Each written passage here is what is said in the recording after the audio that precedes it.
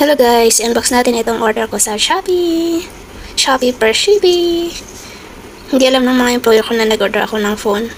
Tapos, sila pa yung nag-receive ng parcel ko. Pero madami akong nare-receive na parcel nila. Kaya, parang naging okay na rin sa kanila. Kaya hindi nila tinanong kung ano yung order ko.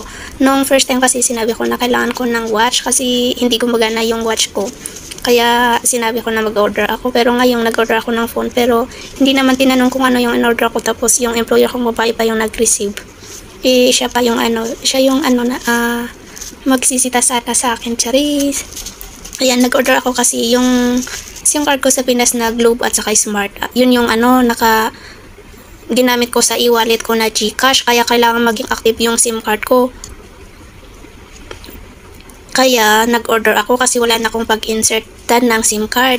Yung phone ko na isa is yung Malaysian SIM card yung ginagamit ko dito kasi medyo mababa yung yung load dito. Tapos, only data pa. Pero pag yung SIM card ko sa Pinas ang gagamitin ko, medyo expensive siya guys. Abot ng 800 yung babayaran ko tapos 7 days lang. Samantalang dito, 500 plus lang. Good for 1 month na yon. Kaya, nag-order talaga ako kasi need ko talaga. As a reward to myself din. As a Christmas gift. Late ko nga lang siyang nabili nung New Year ko siya nabili, tapos January 4 deliver. Kaya this is my reward to myself for hard working here, charot. Ayan, ganyan siya. 512 GB siya. Tapos 16 GB siya, extended for 24 ata.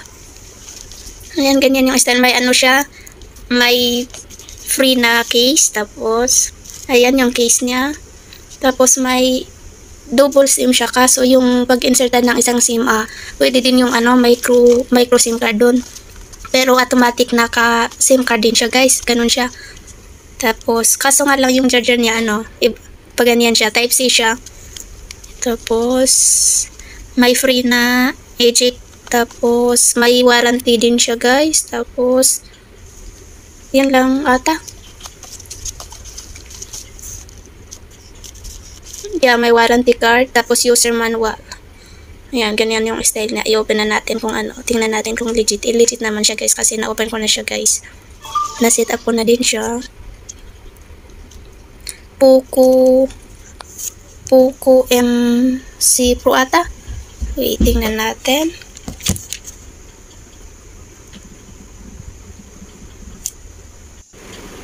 Yes, Poco M6 Pro.